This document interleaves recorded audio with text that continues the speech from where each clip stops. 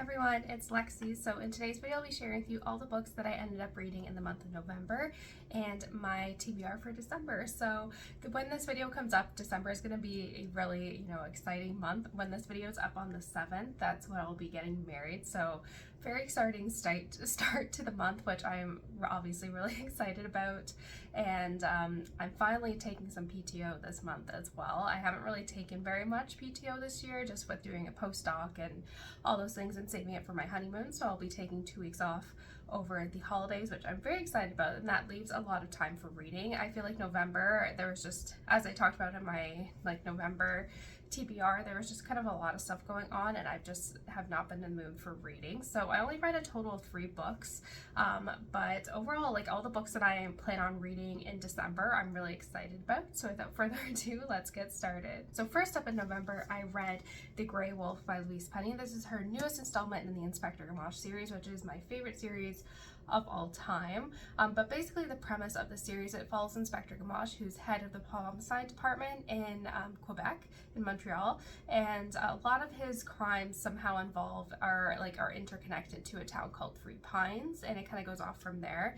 This one is definitely, I think, is a slight departure from, I guess, a lot of the other books. I felt like what I really love about the books is the ensemble cast, especially the characters in Three Pines and how homey it feels. This one, you can tell she's really setting up for something bigger on such a global scale.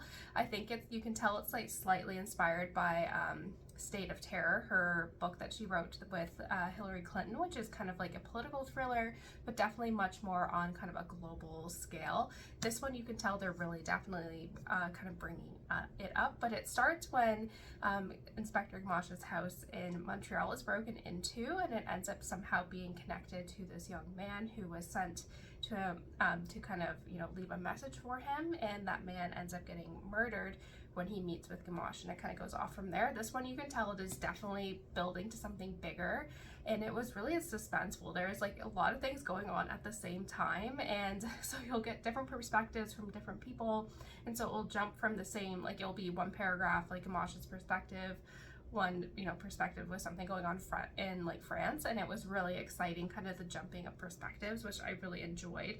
But yeah, it definitely leaves on a very suspenseful note, so I'm very excited to see what happens next. You can tell she's building to something bigger, which is a lot of fun, so I definitely really enjoyed this, and obviously I gave this a 5 out of 5 stars. Next, I ended up picking up To Sir Phillip with Love, which is Eloise's storyline within the Bridgerton series by Julia Quinn, and this one was my least favorite of all. Eloise, at least the character of Eloise in the TV show, is my favorite character, so I was really excited for her book, but I really hated this one. I think this one is the worst. I think Philip as a love interest, he's a terrible person. He's highly manipulative.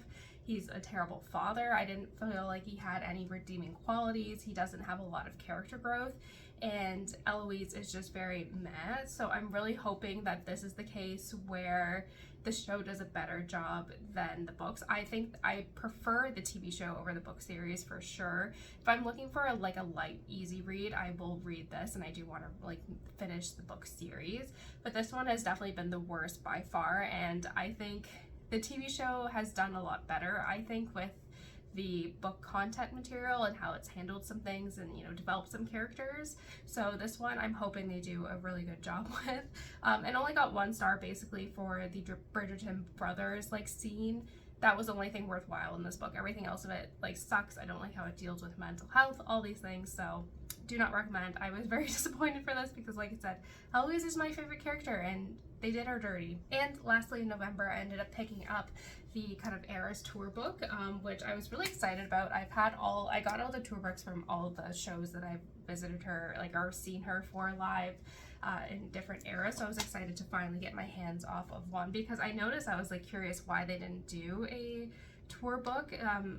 So I was excited when this came out. I actually waited in line on Black Friday to get this in the morning, and I really loved it. I picked up my sister a copy too, and it was fun to really kind of see a lot of like the pictures up close and like the outfits and behind the scenes and learning like why, you know, how far in advance, why did they make these choices, some of the behind the scene things. So I think if you're a Swiftie, I think you'll really enjoy this. So obviously I gave this a 5 out of 5 stars. Again, you can see I did not plan this, but I am, you know, repping the Eras Tour right now. So moving on to my December TBR, like I said, I do have a little bit more time off this month, which I'm really excited about, and I do tend to read more during the holidays, so I'm really excited. And I think I need like 4 more books to finish my 50-year book,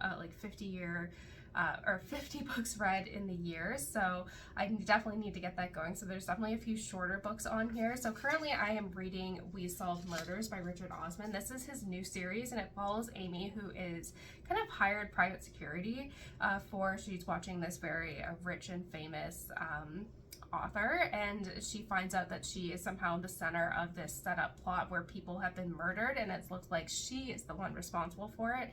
So she recruits the help of her father-in-law, who is a former police officer, who's kind of very, I would say, like his time as a police officer has made him kind of very scared of the world, and that's kind of where it kicks off.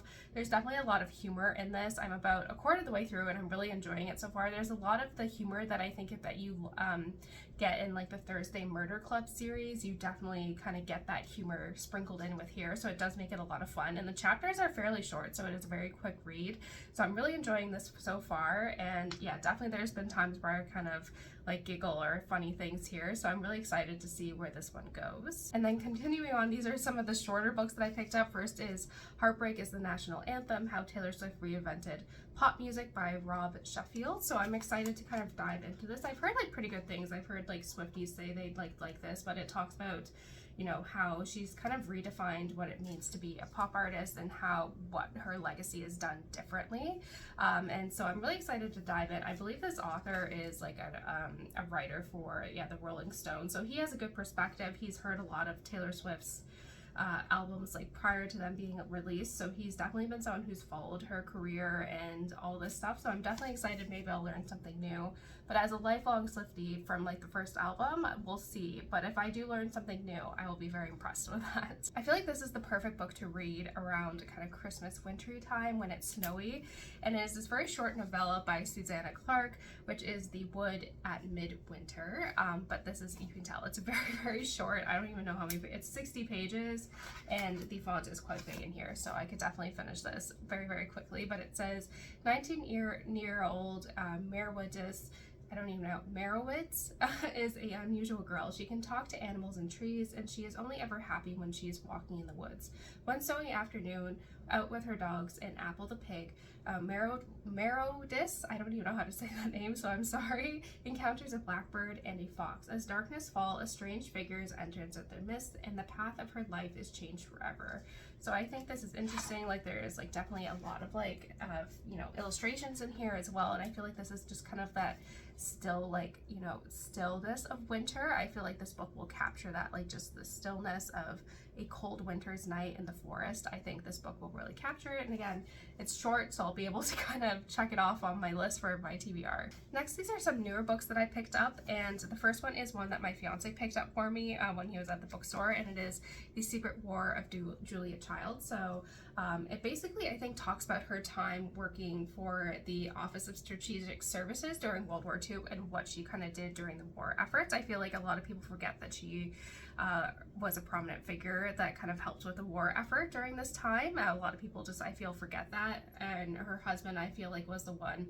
I think that's how she met her husband, actually. So she's kind of working for her, like the espionage agency, and I think this is kind of like a fictionalized version of that. So I made him watch Julie and Julia like a long time ago when we were starting dating, so I think he's like always thinks of that when he thinks of me, and he saw this and he picked this up. So I told him this would be one of my Christmas time reads, so I'm really excited for this one. And lastly, I have this new release that I'm super excited about, and it is The Songbird and the Heart of Stone by Carissa Broadbent, and this is kind of a continuation from the Serpent and the Wings of Night duology. I think there's gonna be like 3 duologies, and each following a different story, and this one is book 1 of the Shatterborn duets, and I believe this follows I'm Mish, and it follows her perspective. I don't really want to know too much about this, and I don't want to read the synopsis in case you haven't read the original duology, but I really enjoyed it. I thought it was a really kind of fun romantasy, something different. I feel like if you like the tropes of ACOTAR, I think you would like this one. And so this one follows Mish, who's one of my favorite characters, so I felt like this would be a good kind of wintry read, and it's a little bit bigger too, so it'll keep me busy. I feel like this one I'll read towards the end of the year, but nevertheless I'm really excited to pick this one up, and I'm definitely really excited to kind of have like a new release in a series, fantasy series, because I feel like there hasn't really been any in a while, so I definitely was holding out for this one to come out. So that's it, guys. Thank you so much for watching. I hope you enjoyed this video. Let me know in the comments below what books you plan on reading in December and all of that fun stuff. So yeah, thank you guys so much for watching. Don't forget to give this video a thumbs up, and I will see you guys next time. Bye, guys.